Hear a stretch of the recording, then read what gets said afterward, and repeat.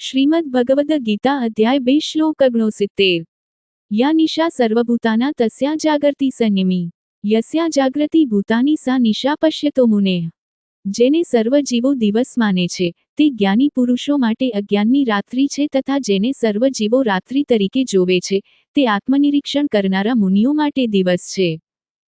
અહીં શ્રી કૃષ્ણે દિવસ અને રાત્રિ શબ્દોનો ઉપયોગ પ્રતીકાત્મક રીતે કર્યો છે।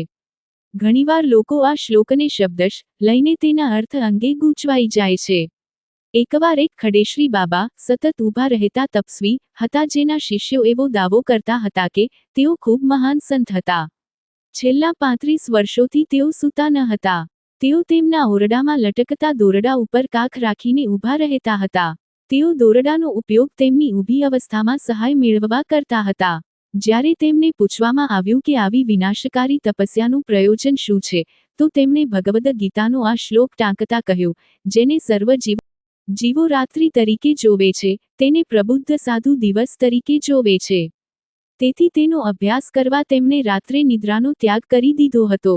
શ્લોકનો કેવો અનર્થ! આમ સતત ઊભા રહેવાથી તેમના પગ અને પંજા ઉપર સોજા આવી ગયા હતા, જેને પરિણામે તેઓ કેવળ ઊભા રહેવા સિવાય કશું જ કરી શકતા ન હતા। ચાલો આપણે શ્રી કૃષ્ણના ઉપદેશનો સાચો અર્થ સમજીએ।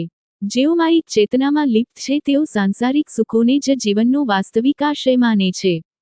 તેઓ સાંસારિક સુખના અવસરોને જીવનની સફળતા અથવા તો દિવસ માને છે અને ઇન્દ્રિયજન્ય સુખોની વંચિતતાને અંધકાર અથવા તો રાત્રિ માને છે। બીજી બાજુ જેઓ દિવ્યજ્ઞાનથી યુક્ત છે તેવા જ્ઞાનીઓ ઇન્દ્રિયના વિષયભોગને આત્મા માટે હાનિકારક માને છે, તેથી તેને રાત્રિ તરીકે જોવે છે। તેઓ ઇન્દ્રિયના વિષયભોગ પ્રત્યેની વિરક્તિને આત્માનો ઉત્કર્ષ માને છે અને તેથી તેને દિવસ તરીકે જોવે છે।